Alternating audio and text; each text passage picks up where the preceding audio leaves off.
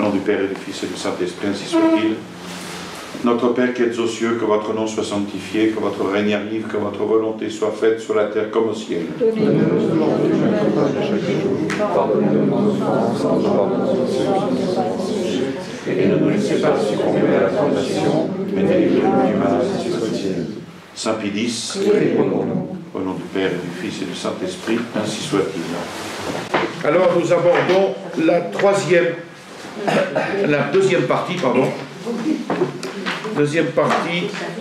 de cette encyclique de Pie XI sur le Christ roi. La deuxième partie traite de la nature et de l'importance de cette royauté.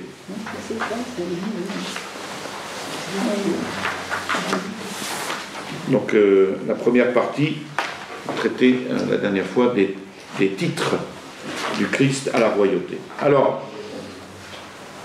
Pie XI veut ici expliquer brièvement la nature et l'importance de cette royauté.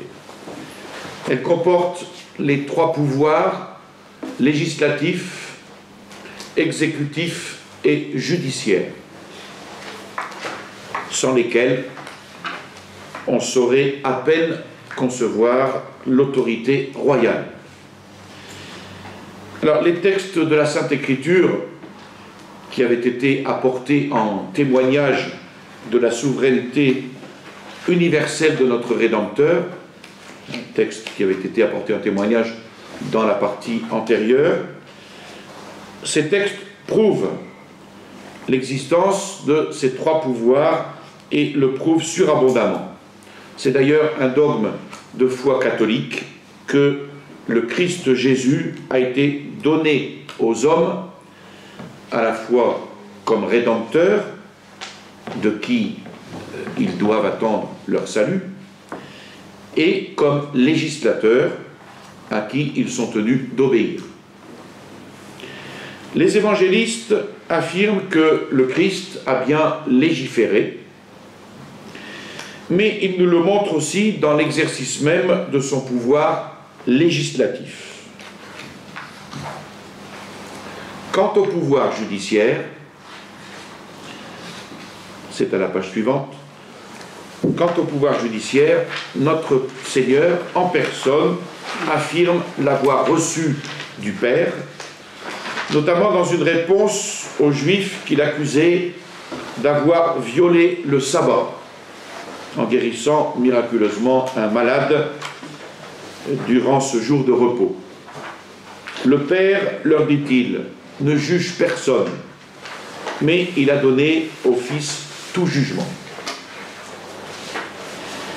Dans ce pouvoir judiciaire est également compris, car il en est inséparable, le droit de récompenser, le droit de châtier les hommes, même durant leur vie. Et puis, il faut encore attribuer au Christ le pouvoir exécutif. Car tous, inéluctablement, tous doivent être soumis à son empire. Personne ne pourra éviter, s'il est rebelle, la condamnation et les supplices que Jésus a annoncés. Alors, des trois pouvoirs qui font la souveraineté du roi sur la société, le judiciaire et le législatif, sont unis pour faire des lois et pour s'assurer de leur respect, du respect des lois, par les membres citoyens. Et ce pouvoir auquel obéissent ces derniers a été refusé par Luther au Christ, mais il a été affirmé par le Concile de Trente, dans sa session 6. Jésus est donc bien le vrai législateur qui impose à ses sujets la voie à suivre pour être sauvés, en accomplissant les œuvres de la foi. Alors, bien entendu, cette division tripartite, sous la plume de Pie XI, n'est pas, il faut bien le comprendre, n'est pas une approbation des pouvoirs, une approbation de la séparation des pouvoirs à la Montesquieu. À tous ceux qui observent ces préceptes, notre Seigneur déclare en diverses occasions et de diverses manières, qu'ils prouveront ainsi leur amour pour lui, leur amour envers lui, et qu'ils demeureront en son amour. Alors, ce court paragraphe concerne le gouvernement divin, auquel personne n'échappe, et qui réalise concrètement la providence ou le plan conçu en Dieu pour ses créatures. Le Sauveur possède ce pouvoir, et il en use seulement pour punir, mais aussi, non seulement pour punir, pardon, mais aussi pour accorder à tous les moyens de suivre ses commandements. Puisque Dieu donne toujours sa grâce selon nos difficultés. Nous avons toujours des grâces qui sont proportionnées à nos difficultés. Plus nos difficultés sont grandes, plus les grâces sont nombreuses. Donc c'est d'ailleurs conforme à sa sagesse de nous donner les moyens de suivre ses commandements. Donc personne ne pourrait se dire seul et abandonné par Dieu. Celui qui veut accomplir les voies de Dieu n'est jamais seul et n'est jamais abandonné. Voilà donc les trois pouvoirs que Pie XI énonce de manière assez succincte. Ensuite, voyons le pouvoir directement sur le spirituel. Ce royaume, toutefois, est avant tout spirituel, et il concerne avant tout l'ordre spirituel. Les textes de l'Écriture sainte que nous avions cités la dernière fois en sont une preuve évidente qui vient confirmer à maintes reprises l'attitude de notre Seigneur. Quand les Juifs, ou si vous préférez les piétons de la mer Rouge, quand les Juifs et même les apôtres s'imaginent à tort que le Messie affranchira son peuple et restaurera le royaume d'Israël, il détruit cette illusion et il leur enlève ce vain espoir. Quand la foule qui l'entoure veut, dans son enthousiasme, le proclamer roi, il se dérobe. Il se dérobe à ce titre, il se dérobe à ses honneurs par la fuite et en se tenant caché. Devant le gouverneur romain, encore, il déclare que son royaume n'est pas de ce monde. Et dans ce royaume tel que nous le dépeignent les évangiles, les hommes se préparent à entrer en faisant pénitence. Personne ne peut y entrer sans la foi, sans le baptême. Mais le baptême, tout en étant un rite extérieur, figure, et non seulement figure, mais réalise une régénération intérieure, une régénération intime.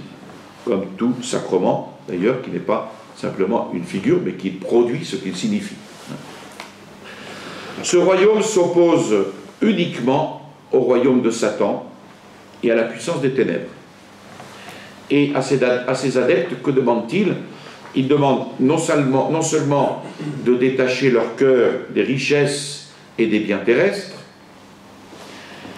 ils demandent de pratiquer la douceur, d'avoir faim et soif de la justice, mais encore, ils demandent de se renoncer eux-mêmes et de porter leur croix. Donc cette souveraineté spirituelle ne pose pas de difficulté en théorie. Le Christ est roi, il est tête de son Église, le pape est son vicaire,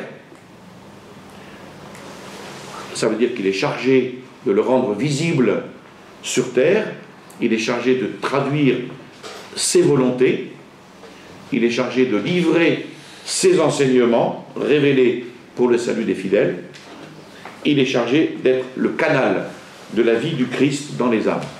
Voilà le rôle du pape. Mais c'est toujours le Sauveur qui agit. C'est toujours le Sauveur qui agit par lui et par le corps des ecclésiastiques. Ce qui faisait dire au père Calmel que l'Église n'est pas le corps mystique du pape, mais le corps mystique du Christ. C'est très juste. Donc Jésus ne se dessaisit pas du pouvoir.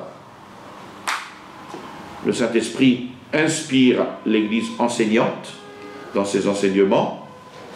Jésus-Christ, en son humanité même, réalise l'œuvre sanctificatrice par les sacrements. Ces sacrements qui sont distribués, eux, par les ecclésiastiques comme autant de ses instruments. Donc c'est pour l'Église que le Christ, comme Rédempteur, a versé le prix de son sang. C'est pour expier nos péchés que, comme prêtre, il s'est offert lui-même et il s'offre perpétuellement comme victime. Donc, on voit bien ici que sa charge royale doit donc revêtir le caractère spirituel et participer à la nature supraterrestre de cette double fonction. Donc voilà un pouvoir direct sur le spirituel. Ensuite, il y a un pouvoir délégué sur le temporel. Ce serait une erreur grossière de refuser au Christ homme la souveraineté sur les choses temporelles, quelles qu'elles soient. Parce qu'il tient du Père sur les créatures un droit absolu qui lui permet de disposer à son gré de toutes ces créatures. Néanmoins, tant qu'il vécut sur terre, il s'est totalement abstenu d'exercer cette domination terrestre. Il a dédaigné en effet la possession, l'administration des choses humaines, abandonnant ce soin à ceux qui possédaient ces choses humaines. Ce qu'il a fait alors, il le continue aujourd'hui. Et cette pensée, elle est très bien exprimée dans la liturgie, cette pensée du pouvoir délégué sur le temporel. On trouve ça dans l'office de la fête de l'Épiphanie, dans l'hymne Crudelis Herodes. Il ne ravit point les diadèmes éphémères, celui qui distribue les couronnes du ciel. Alors, c'est l'occasion pour Pie XI, ici, de dénoncer ce qu'il appelle l'erreur honteuse de refuser cette souveraineté temporelle parce qu'il ne l'exerce pas directement, mais la confie au souverain temporel. Les hommes d'État l'expriment en se disant sergent, c'était l'expression de Saint Louis, ou alors lieutenant du Christ, c'était l'expression de Sainte Jeanne d'Arc à Charles VII. Donc la chose civile, qu'on appelle aussi la res publica, la chose publique, cette chose civile, elle est sous l'autorité du Christ. C'est-à-dire que l'action commune des hommes, tout autant que leurs actions particulières et individuelles, tout cela est régi par la loi du Christ. Le pouvoir temporel est donc tenu de se conformer à la volonté divine, qui est à la fois loi de nature, le décalogue, et loi de l'Église, ou loi surnaturelle, c'est-à-dire les béatitudes et les commandements de Dieu. Mais il le fera différemment.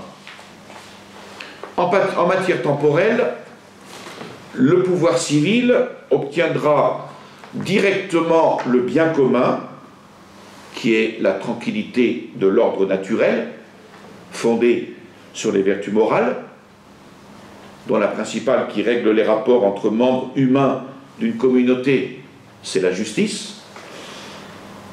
Donc ce pouvoir civil obtiendra directement le bien commun,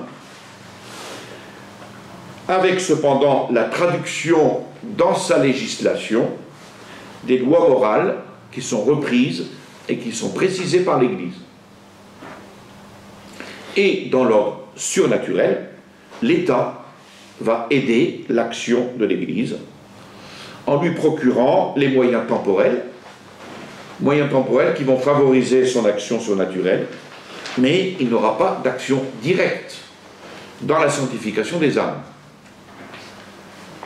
Ce qui ne signifie pas que son rôle soit secondaire, bien au contraire.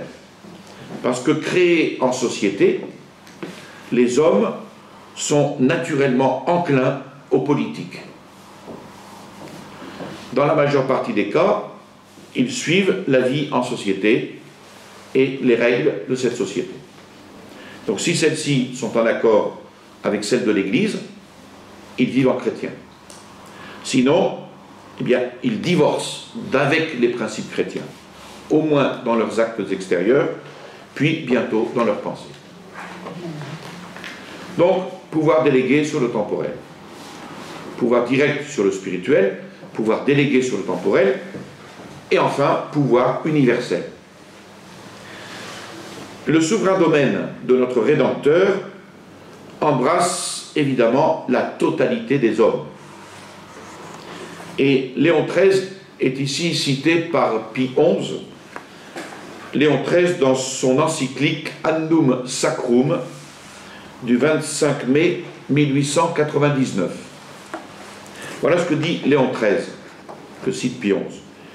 Son empire, à notre Seigneur, son empire ne s'étend pas exclusivement aux nations catholiques, ni seulement aux chrétiens baptisés, qui appartiennent juridiquement à l'Église, même s'ils sont égarés loin d'elle par des opinions erronées ou séparés de sa communion par le schisme. Il embrasse également, et sans exception, tous les hommes, même étrangers à la foi chrétienne, de sorte que l'empire du Christ Jésus, c'est en stricte vérité l'universalité du genre humain. Et à cet égard, eh bien, il n'y a lieu de faire aucune différence entre les individus, les familles et les États. Parce que les hommes ne sont pas moins soumis à l'autorité du Christ dans leur vie collective que dans leur vie privée. Donc il est l'unique source de salut, salut des sociétés, salut des individus. Comme on trouve dans les Actes des Apôtres, il n'existe de salut en aucun autre nom ici-bas n'a été donné aux hommes qu'il leur faille invoquer pour être sauvés. Donc il est l'unique auteur pour l'État, comme pour chaque citoyen, l'unique auteur de la prospérité et du vrai bonheur. Et saint Augustin, dans une lettre à Macédonium, ne disait pas autre chose. Voilà ce qu'il dit. La cité ne tient pas son bonheur d'une autre source que les particuliers, vu qu'une cité n'est pas autre chose qu'un ensemble de particuliers unis en société. Donc les chefs d'État ne sauraient refuser de rendre, en leur nom personnel et avec tout le peuple, des hommages publics de respect, de soumission à la souveraineté du Christ. Donc, Monsieur Macron, eh bien, nous attendons de vous cette acceptation de rendre des hommages publics de respect et de soumission à la souveraineté du Christ, tout en sauvegardant son autorité. Il travaillera ainsi à promouvoir et à développer la prospérité nationale. Sinon, c'est du vent. Et c'est la guerre pour demain. Voilà pour cette deuxième partie. Ensuite, Pie XI, dans une troisième partie de son encyclique, expose quels sont les bienfaits de la souveraineté du Christ. Tout d'abord, l'ennoblissement de l'autorité et de l'obéissance. Pie XI rappelle qu'au début de son pontificat, il déplorait la sérieuse diminution du prestige du droit et du respect dû à l'autorité. Il rappelle donc ce qu'il écrivait dans sa première encyclique, Ubi Arcano, et il le rappelle d'ailleurs en précisant que ses propos n'ont rien perdu de leur actualité. Voilà ce qu'il dit. Dieu et Jésus-Christ ayant été exclus de la législation et des affaires publiques, et l'autorité ne tenant plus son origine de Dieu, mais des hommes, il arriva que les bases mêmes de l'autorité furent renversées dès lors qu'on supprimait la raison fondamentale du droit de commander pour les uns et du devoir d'obéir pour les autres. Inéluctablement, il s'en est suivi un ébranlement de la société humaine tout entière, désormais privée de soutien et d'appui solide. Voilà la conséquence de l'exclusion de Dieu et de Jésus-Christ de la législation et des affaires publiques. Alors, si les hommes venaient à reconnaître l'autorité royale du Christ dans leur vie privée et dans leur vie publique, des bienfaits incroyables se répandraient infailliblement sur la société tout entière. Lesquels?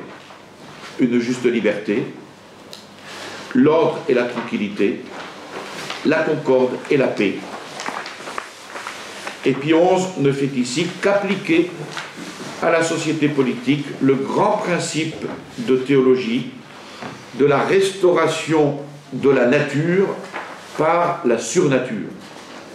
C'est-à-dire que la grâce ne détruit pas la nature, mais elle vient restaurer cette nature blessée par le péché originel. Le péché originel n'a pas détruit la nature, mais l'a blessée. Il l'a suffisamment ruinée pour qu'elle ne puisse plus durablement et efficacement obtenir les biens et les fins pour lesquels elle pose ou fait poser des actes à ces individus. Donc ce péché originel a blessé notre nature. La royauté temporelle du Christ donne donc une raison et une aide supplémentaire et supérieure aux gouvernants et aux gouvernés d'accomplir donc leurs devoirs respectifs.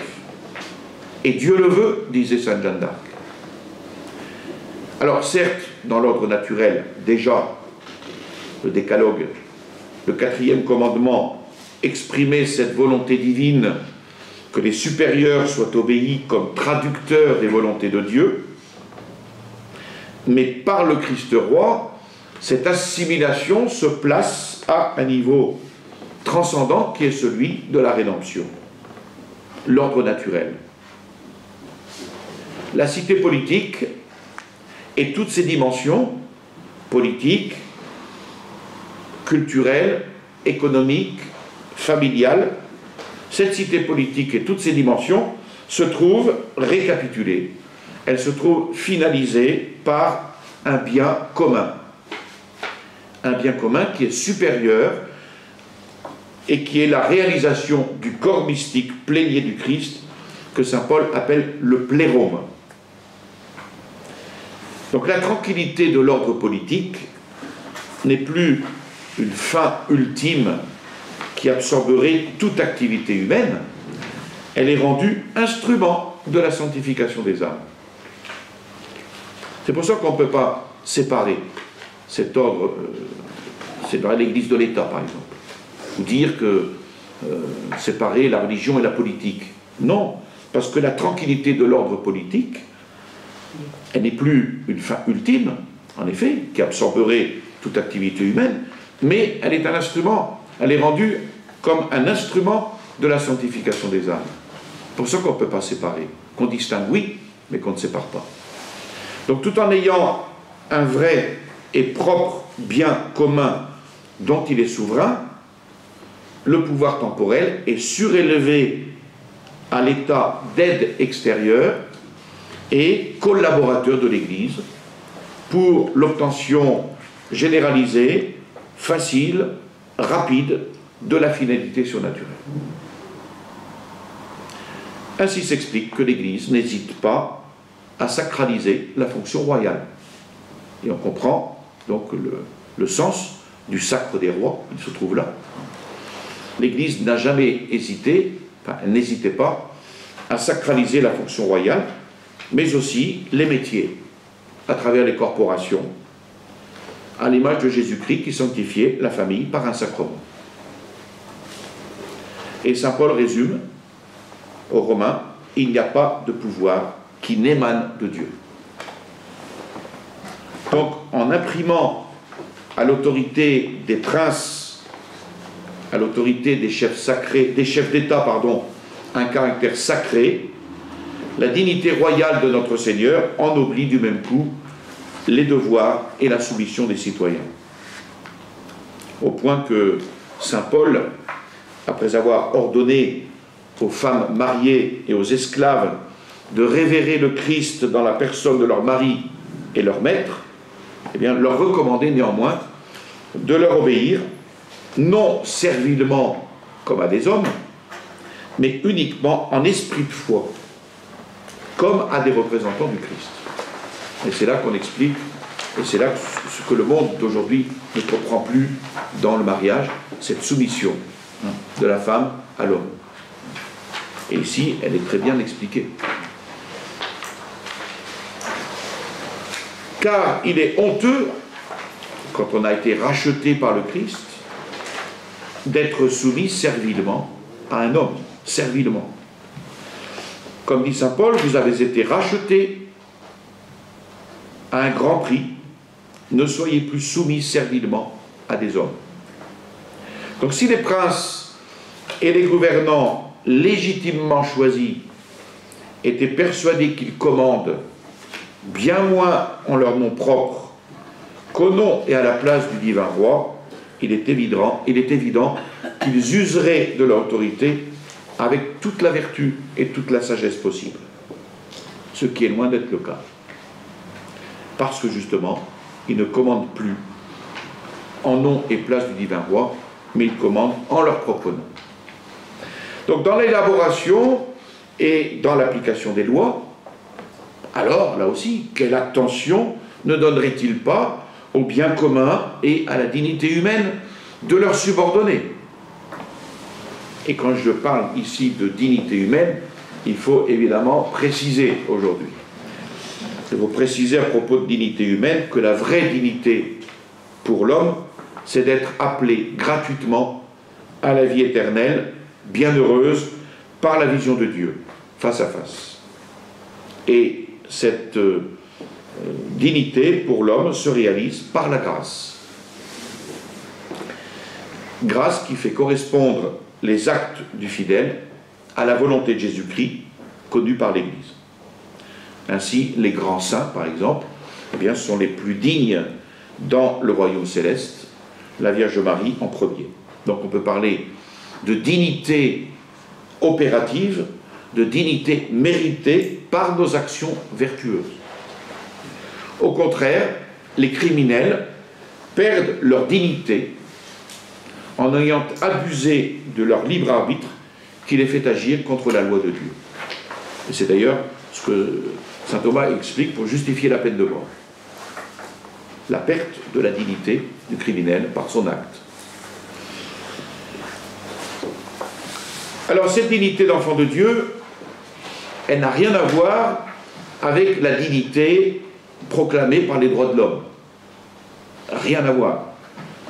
Cette dignité, soi-disant, proclamée par les droits de l'homme, veut que tout homme soit digne par sa nature nantie de la liberté. Donc, quels que soient ses actes, bons ou mauvais, et qu'il y ait obligation à le laisser libre au maximum pour sauvegarder cette dignité, dût-il mettre à feu et à sang la société ou se perdre éternellement. Donc, il ne s'agit pas du tout de cette dignité des droits de l'homme.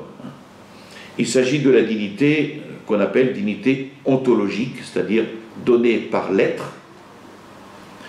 Et malheureusement, Vatican II s'est appuyé sur cette dignité d'homme libre pour justifier la liberté religieuse dans Dignitatis Humanae, qui fera certainement l'objet un jour d'une conférence sur cette question de la liberté religieuse. Voilà pour le premier bienfait qu'analyse Pie XI, l'ennoblissement de l'autorité et de l'obéissance. Un deuxième bienfait, c'est la concorde universelle. Alors, on verra l'ordre et la tranquillité s'épanouir et se consolider. Toute cause de révolte se trouverait écartée. Tout en reconnaissant dans le prince et les autres dignitaires de l'État des hommes comme les autres, ses égaux par la nature humaine, en les voyant même pour une raison ou pour une autre incapables ou indignes, le citoyen ne refuserait point pour autant de leur obéir quand il observerait qu'en leur personne s'offre à lui l'image et l'autorité du Christ, Dieu et homme. Alors les peuples goûteraient les bienfaits de la concorde et de la paix. Plus loin s'étend un royaume, plus il embrasse l'universalité du genre humain. Et plus aussi, c'est incontestablement, les hommes prennent conscience du lien mutuel qui les unit. Dans cette conscience, elle préviendrait, elle empêcherait la plupart des conflits. En tout cas, elle adoucirait, elle atténuerait la violence de ces conflits. Alors pourquoi donc, si le royaume du Christ s'étendait de fait comme il s'étend en droit à tous les hommes, pourquoi désespérer de cette paix que le roi pacifique est venu apporter sur la terre? Il est venu tout réconcilier, nous dit saint Paul aux Colossiens. Il n'est pas venu pour être servi, mais pour servir, lit-on en saint Matthieu. Donc, maître de toutes les créatures, il a donné lui-même l'exemple de l'humilité, et il a fait de l'humilité, jointe au précepte de la charité, il en a fait sa loi principale, et c'est ce qu'il a fait dire: mon joug est doux à porter, et le poids de mon autorité léger. Enfin, troisième bienfait, le bien général. Oh, s'exclame Pie XI, qui lira le bonheur de l'humanité si tous, individus, familles, États, se laissaient gouverner par le Christ? Et c'est ce qu'il faut dire à tous les partis politiques aujourd'hui. Cette expression, cette exclamation de Pie XI. Qui lira le bonheur de l'humanité si tous, individus, familles, États, se laissaient gouverner par le Christ? Et là, Pie XI reprend les paroles, encore une fois, de Léon XIII, dans son encyclique Annum Sacrum. Alors, il serait possible de guérir tant de blessures. Tout droit retrouverait, avec sa vigueur native, son ancienne autorité. La paix réapparaîtrait avec tous ses bienfaits. Les glaives tomberaient et les armes glisseraient des mains le jour où tous les hommes accepteraient de bon cœur la souveraineté du Christ, obéiraient à ses commandements et où toute langue confesserait que le Seigneur Jésus-Christ est dans la gloire de Dieu le Père. Voilà, ça c'est un véritable programme politique, producteur de paix. Enfin, une quatrième partie de l'encyclique: quels sont les moyens de préserver ces bienfaits? Nous avons vu quels étaient les bienfaits. Maintenant, quels sont les moyens de préserver ces bienfaits? D'abord, la liturgie. En effet, pour que la société chrétienne bénéficie de tous ces précieux avantages, pour que cette société chrétienne conserve ces avantages, il faut connaître le plus possible la doctrine de la dignité royale de Jésus-Christ. Or, Pie XI dit qu'aucun moyen ne semble mieux assurer ce résultat que l'institution d'une fête propre et spéciale en l'honneur du Christ roi. Ça peut paraître surprenant à première vue de croire que le moyen de préserver tous les bienfaits qu'on a vus, c'est l'institution d'une fête du Christ roi. Il explique pourquoi. Elle serait, cette fête du Christ roi, bien plus efficace que tous les documents du magistère. Pourquoi? Pour pénétrer le peuple des vérités de la foi et pour élever ce peuple aux joies de la vie intérieure. Il estime qu'une fête liturgique serait beaucoup plus profitable, beaucoup plus efficace que tous les documents du magistère. Ça ne veut pas dire qu'il méprise pour autant les documents du magistère, évidemment, Et il explique encore pourquoi. Parce que le magistère touche un petit nombre, les plus cultivés. Regardez ici, vous êtes une vingtaine sur 200 fidèles.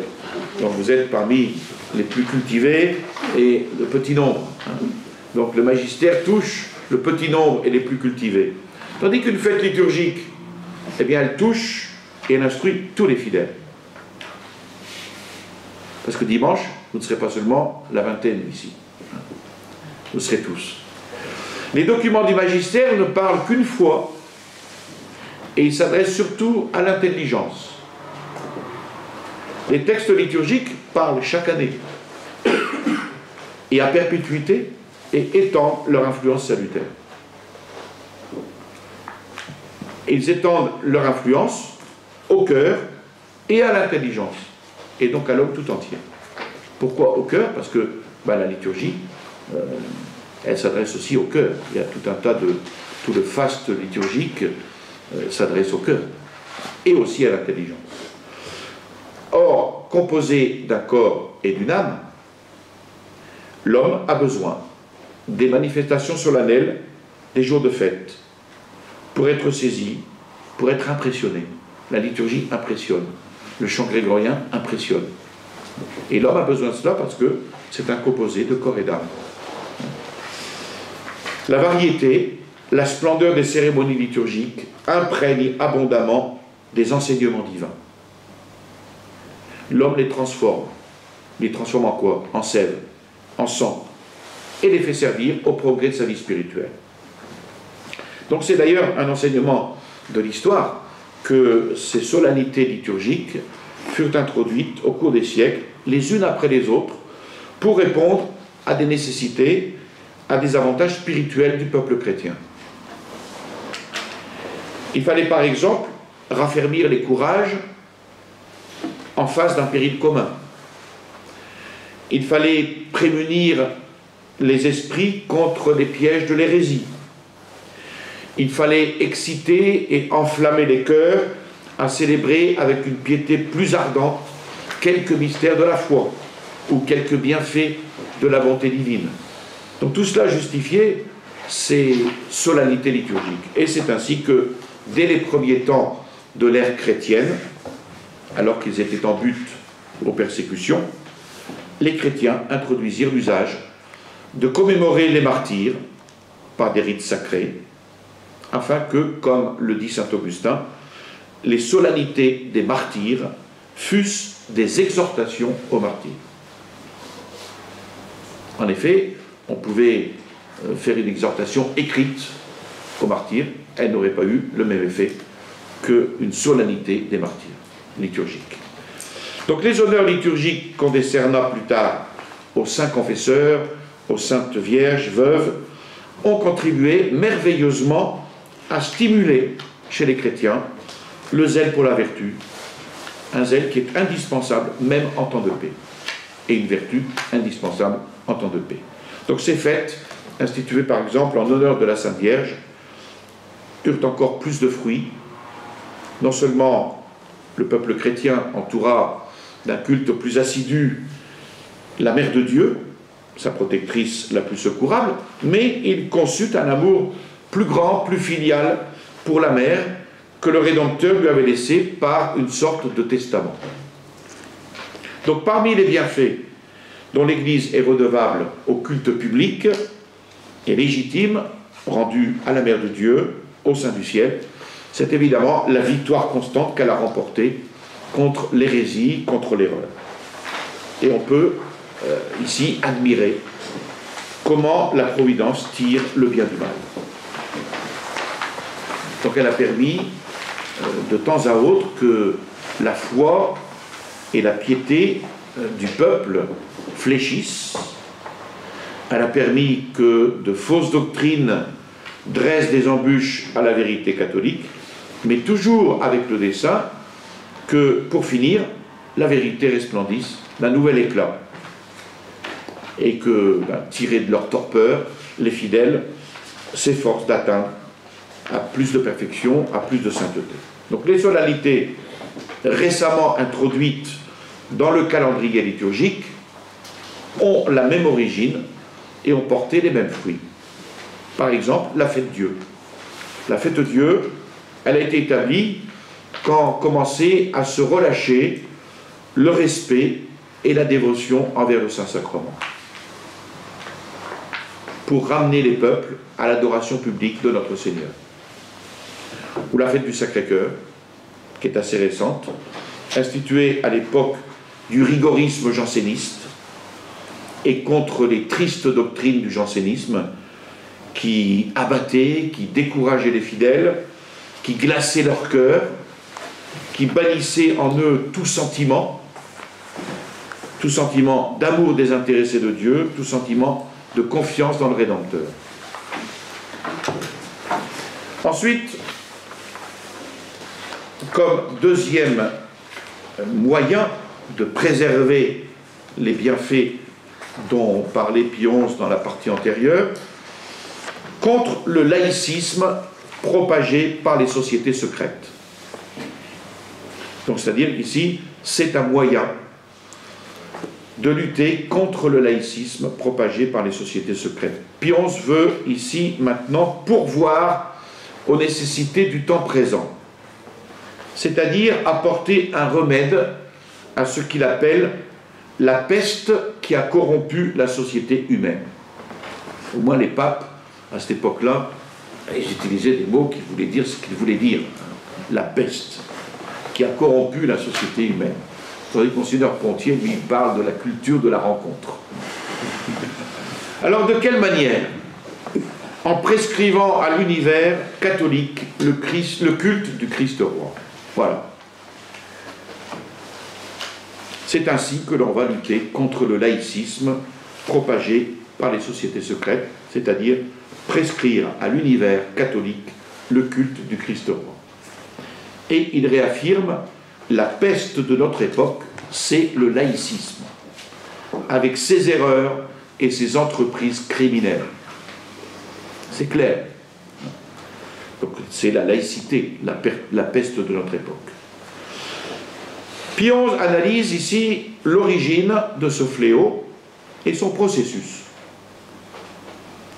D'abord, il n'est pas apparu brusquement.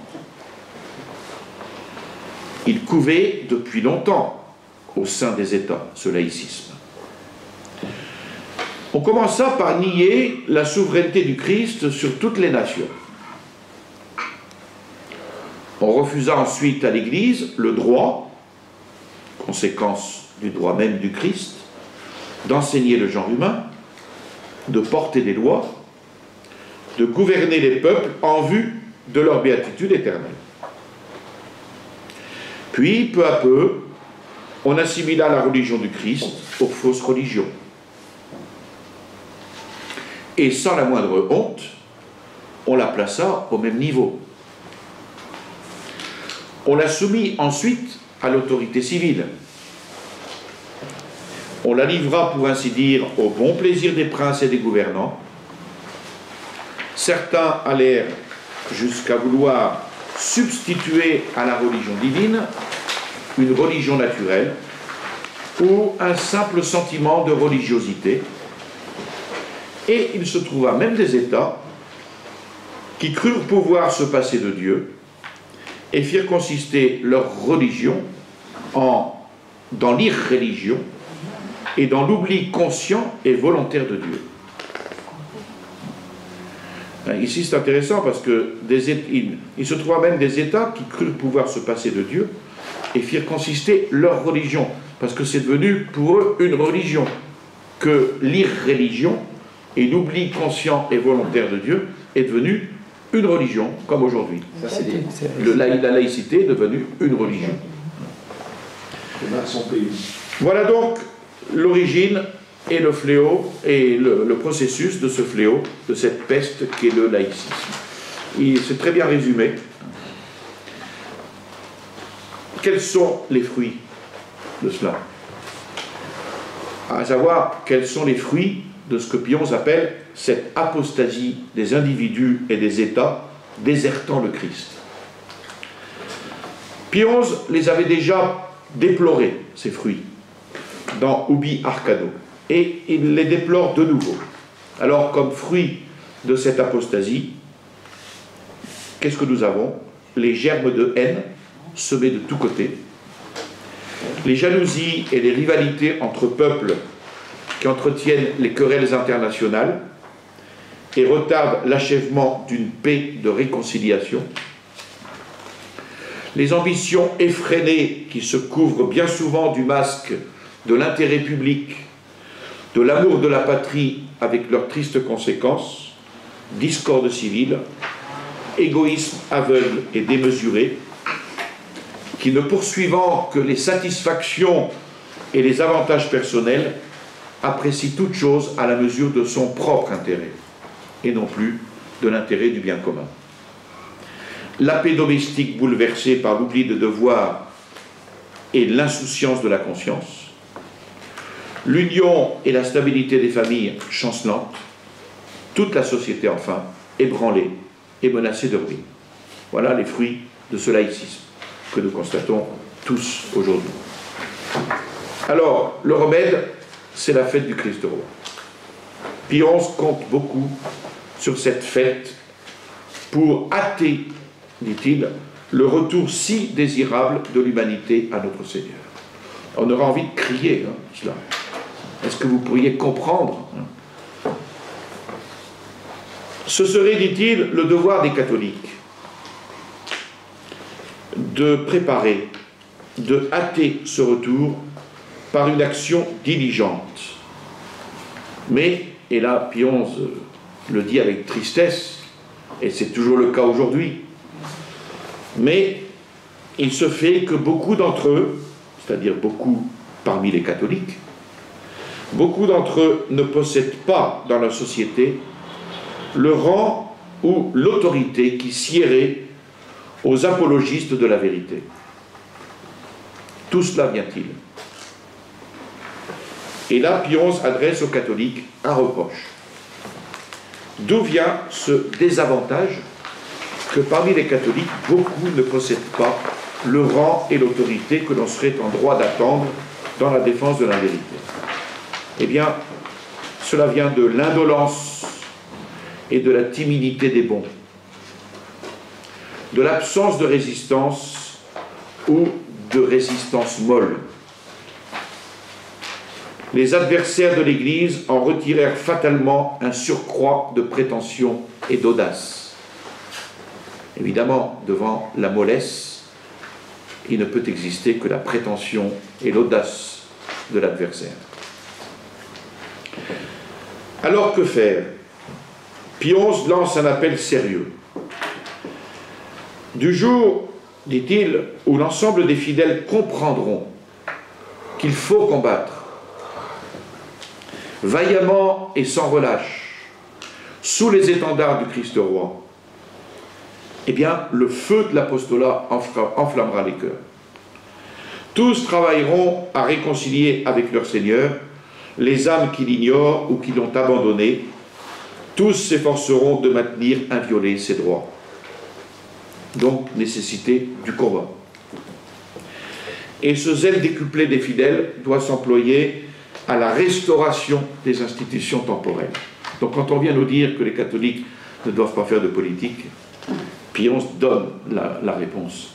Ce zèle décuplé des fidèles doit s'employer à la restauration des institutions temporelles qui ont déjà assuré dans l'histoire la prospérité de la civilisation et de l'Église. La conclusion logique et obvie de l'encyclique, elle est de politique chrétienne. Mais curieusement, la lettre n'y est pas.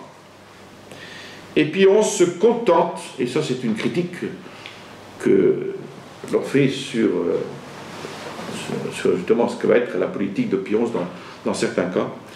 Curieusement ici, la lettre n'y est pas, et puis on se contente d'insister sur le rôle d'apostolat individuel des chrétiens pour refaire une société chrétienne. Ce que sa première encyclique signalait déjà. Il est pourtant clair qu'une société de chrétiens n'est pas nécessairement une société chrétienne. Et s'explique ainsi en partie par cette omission les événements de l'année 1926, qui verra la condamnation de l'Action française, et puis l'abandon après 1929 des Cristeros, par une paix honteuse. Mouvements politiques, tous les deux, qui prétendaient à la réforme des institutions de la France ou du Mexique pour en refaire des chrétientés. Avec bien des défauts pour l'Action française, mais le but était cela. Alors, Pie XI voit aussi dans l'institution de cette fête du Christ roi un moyen souverainement efficace pour incriminer et réparer en quelque manière cette apostasie publique si désastreuse pour la société qu'a engendré le laïcisme. Dans les conférences internationales, écrit-il, dans les parlements, on couvre d'un lourd silence le nom très doux de notre Rédempteur. Qu'est-ce qu'il dirait aujourd'hui? Plus cette conduite est indigne, et plus haut doivent monter nos acclamations, plus doit être propagée la déclaration des droits qui confèrent au Christ sa dignité et son autorité royale. En 1925, le monde libéral s'était réuni à Locarno pour une conférence internationale de reconstruction de l'Europe sur les mêmes bases qu'avant-guerre. On est toujours au même point.